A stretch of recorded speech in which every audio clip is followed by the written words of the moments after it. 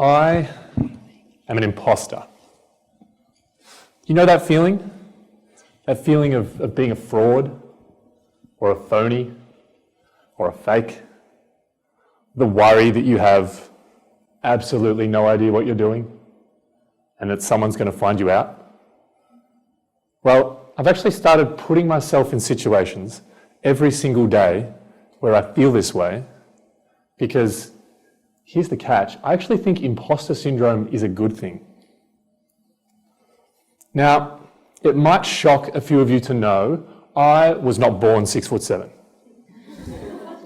Like that, this is true. There was a period of time in my life where I was the same height as all the other kids. I would run around the schoolyard wearing normal sized clothes, and at lunchtime I would eat normal sized portions of food. Do you remember that, when everyone was the same height?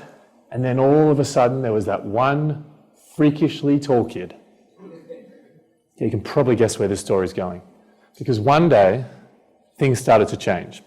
One day I started to get aches in my shins, pains in my back, and cramps in my hips. Growing pains. And all of a sudden I couldn't do the things that I love to do. I couldn't run around the schoolyard. I couldn't wear normal sized clothes, and I certainly could not survive off normal sized portions of food. I was confused, I was anxious, and ultimately, I was an imposter. Like, I'd never been tall before. No one had given me permission to be 6'7". I didn't know what it was like to be tall. I didn't have the degree. I didn't have the qualifications. I was a real, genuine imposter. And all of a sudden I'm faced with this new world, right? Like a world where my legs don't fit in bed anymore. Or a world where people stop me in the street and say, "Hey, what's the weather like up there?" As if I've never heard that before. And a world where going to the bathroom on an airplane is like watching a clown get in and out of one of those tiny clown cars that you see at the circus. But truth be told, there were days I didn't want to go to school. There were days where I let the imposter kind of get the better of me. And I did that thing that we do when we feel like an imposter. I started comparing myself to everyone else. Everyone that was 6'7", most of them sports stars, most of them really cool, really successful, and so coordinated. And here I was, a big old imposter. And what made it particularly interesting was that everywhere I went, people would tell me, "Oh, this is a good thing. That these feelings you have, these doubts you have, the fact that you feel like an imposter, it's great, because people would kill to be tall." I was like, really? So I was wrestling with that. And what I recognize now is that was kind of profoundly wise, in that I was given the opportunity to choose to sort of dance with my imposter. Not to crush it or eliminate it or ignore it, but actually to dance with it. And so I did. And as I started to, I noticed that there's actually, shockingly, some benefits to being tall, beyond just being a reference point for my friends in the crowd, which is a genuine superpower. But I noticed that some sports started to get easier for me. I noticed that some girls started to pay attention to me. And then, and then when Twitter came along, you remember Twitter, when Twitter came along, I was able to create for a moment in time what I humbly refer to as the world's greatest Twitter handle, which was 2-meter tweeter. And the bio that went with it was a 2-meter tall tweeter named Peter. And I was pretty proud of that. And so now what I realize and what I recognize and what I wonder is that these everyday moments where we feel like a fraud, where we feel like an imposter, where we have anxiety, where we have doubt, what if they too were just growing pains? Now maybe you're wondering what I'm talking about and you're not 6'7" and you're not sure what it feels like to have those growing pains, but I would bet that you have experienced imposter syndrome in some form, because it does take, I think, a number of forms. So the fear of failure, for example, or the fear of success. Maybe it's the fear of letting someone down, or more specifically, the fear of letting your family down. Or maybe there's my favorite fear of all, if you can have a favorite, which is the fear of other people's opinions, or FOPO, as I humbly refer to it as.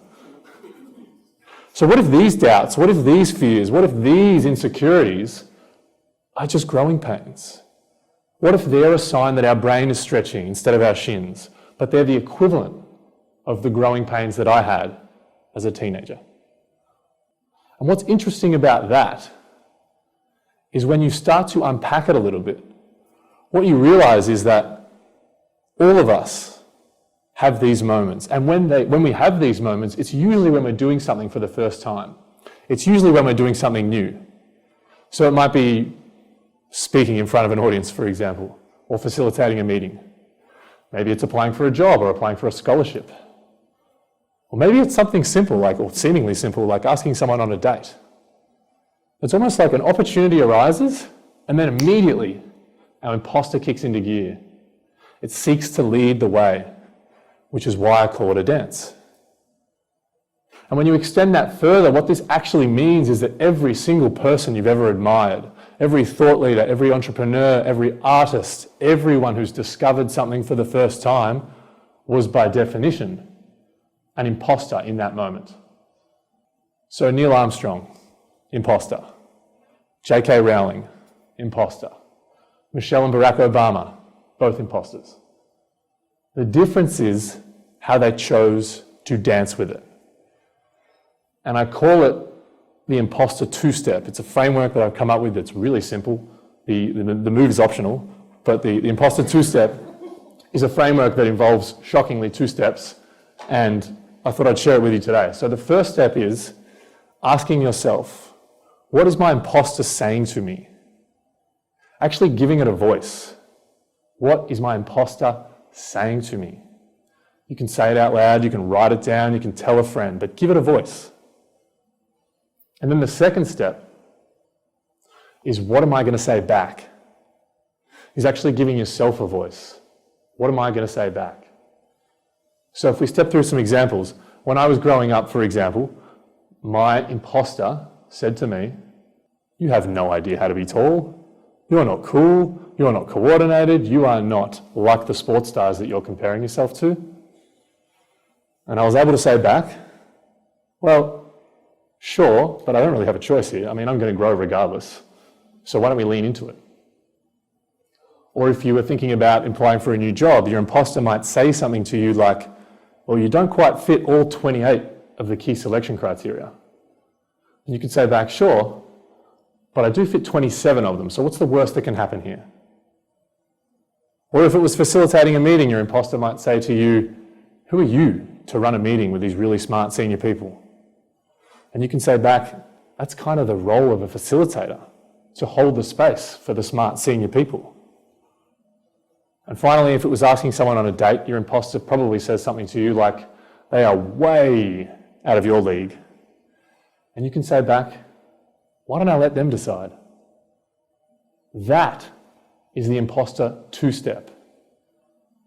Now, it requires a growth mindset, for sure. It requires us to be committed to doing work that seeks to sort of stretch our brain. It requires us to be committed to doing work we might not have done before, and it requires us to seek to change sort of our corner of the world. Which is sort of good news for everyone here today, because isn't that why you're here today? Because you're committed to creating change, because you're committed to ideas worth spreading, because you're committed to shifting sands. And what's great is you already know how to do this two-step. You've done it. You don't have to go to dance class. It's not like the tango. I mean, I have no idea how to dance, but you can already do this. You've done it before. So when you learn to walk for the first time, you're an imposter. But you danced the two-step, you figured it out, and you literally did the two-step by walking. Or when you were learning to speak for the first time, you're an imposter. But you danced the two-step, you quite literally gave yourself a voice, and you figured it out. Or when you very first apply for your first ever job, of course you're an imposter. You don't have any experience. But you dance the two-step, you figure it out. And that all of these situations, all of these experiences, all of these opportunities are what have created the person you are today. And so that's the opportunity. So now we know we can reframe imposter syndrome as a good thing. We can realize it's a growing pain. And we can dance the two-step. We can actually take it a step further and we can look to willingly put ourselves in situations where we feel like an imposter. I mean, it's really meta when you think about it. Like right now, for example, I'm doing something I've never done before. But right now, I feel like a fraud, like a phony, like a fake. And just like learning to be 6'7", I feel awkward, I feel insecure, and I'm worried about everyone's opinions. Only this time, I realize it's a good thing. This time I recognize it's a growing pain. And this time I can dance the two-step. So, my imposter is saying to me, why would anyone in this crowd listen to a word you say? And I'm saying back to it, because I'm an imposter, just like everyone else. Thank you very much.